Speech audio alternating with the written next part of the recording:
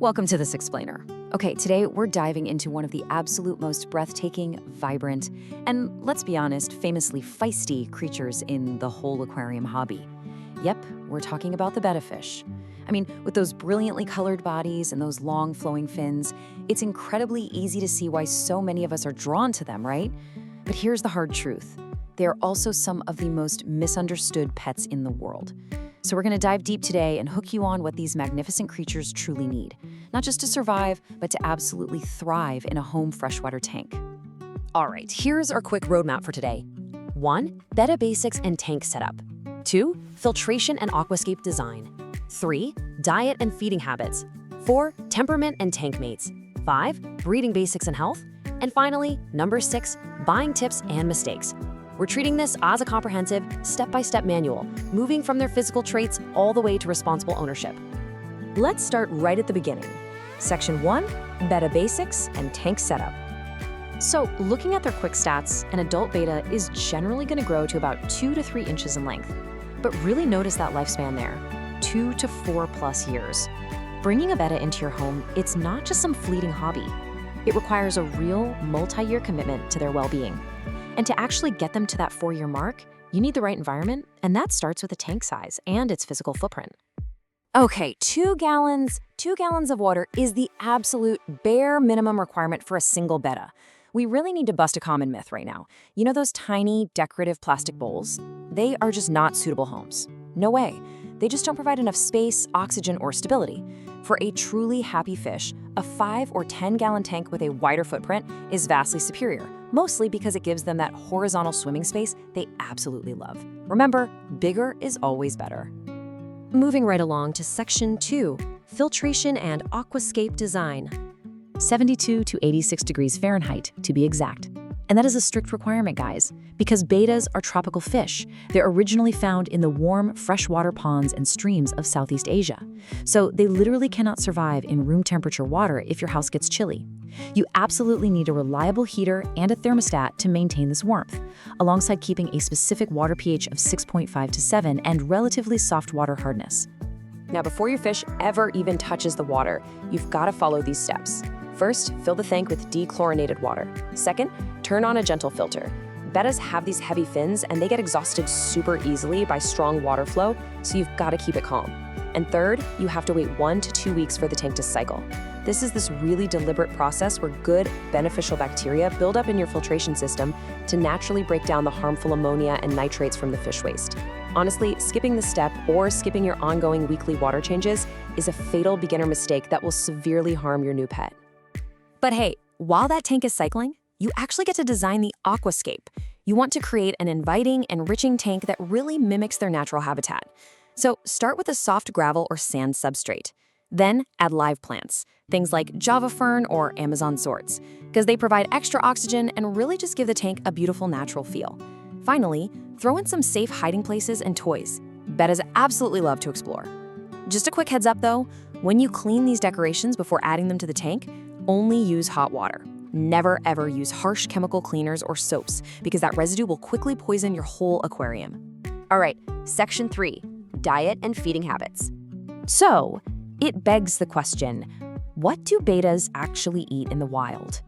It's a vital question to ask because those standard, cheap, generic fish flakes, they just aren't going to cut it. To understand how to feed them in a tank, we really have to look at their natural biology. The absolute most crucial point here is that bettas are carnivores, yep, meat eaters. In the wild, their diet consists mostly of insects and small invertebrates, like larvae. So to replicate this at home, you must feed them high-protein, specially formulated Betta pellets or Betta-specific flakes. You can also mix in occasional treats, like brine shrimp and bloodworms. But a quick word of warning here, bettas are greedy little swimmers. I mean it, they have huge appetites and they will easily overeat if you aren't careful. So strict portion control is absolutely essential. Feeding them small amounts once or twice a day is literally the perfect schedule for their digestive health. Next up, Section 4, Temperament and Tank Mates. There is a really stark difference between males and females here, both physically and socially. Physically, males have those massive, flowing fins we all know, while females have shorter fins and rounder bellies. But socially, Male bettas are strictly solitary, highly aggressive, and extremely territorial. You can never, and I mean never, keep two males in the same tank, or they will fight, often right to the death. Crazy enough, they'll even attack their own reflection. Females, on the other hand, well, they're generally less aggressive. If you have a large enough tank, females can actually live together in groups of 5 or more. Hobbyists affectionately call this a sorority. Now, if you do want to give your bettas some companions, you have to choose wisely. Suitable tank mates include docile bottom feeders, Corydoras catfish, coolie loaches, ghost shrimp, and snails. Notice a pattern there? These are peaceful creatures that just stay out of the betta's way. You absolutely must avoid fast-swimming fin nippers. It's kind of the grand irony of keeping these guys, right? The famous fighting fish can easily become a stressed-out victim if you pair them with a species that loves to nip at their long, flowing fins. All right, moving to Section 5, breeding basics and health. So, breeding bettas is a super delicate, highly monitored process. First, you place the male and female in the same breeding tank but separated by a clear plastic divider. Just seeing the female actually prompts the male to go to the surface and build a bubble nest out of his saliva and air. Pretty wild, right? Once the nest is ready, you introduce the fish. The very moment they're done mating and the eggs are safely placed into the bubble nest, you must remove the female for her own safety. And get this, you leave the father to guard the nest, but you shouldn't feed him during this time. If you do, his predatory instincts might kick in and he might literally eat his own eggs. No way you'd want that. On the health side of things, the most common issue you're going to face is fin rot. It's a disease that literally eats away at their beautiful flowing fins. But listen, it doesn't just happen by magic.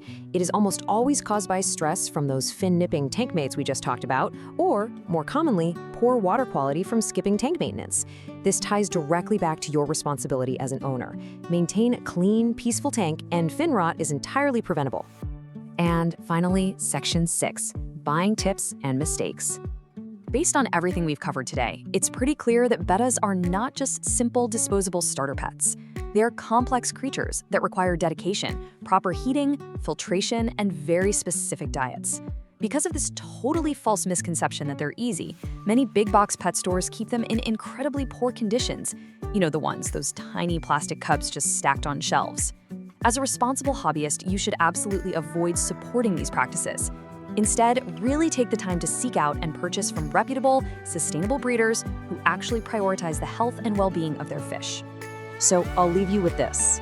Are you ready to give a betta the complex care it actually deserves, or is a plastic bowl still looking easier? If you're ready to commit to the space, the heat, the proper diet, and the water chemistry, then a betta fish will be a stunning, interactive, and immensely rewarding addition to your home.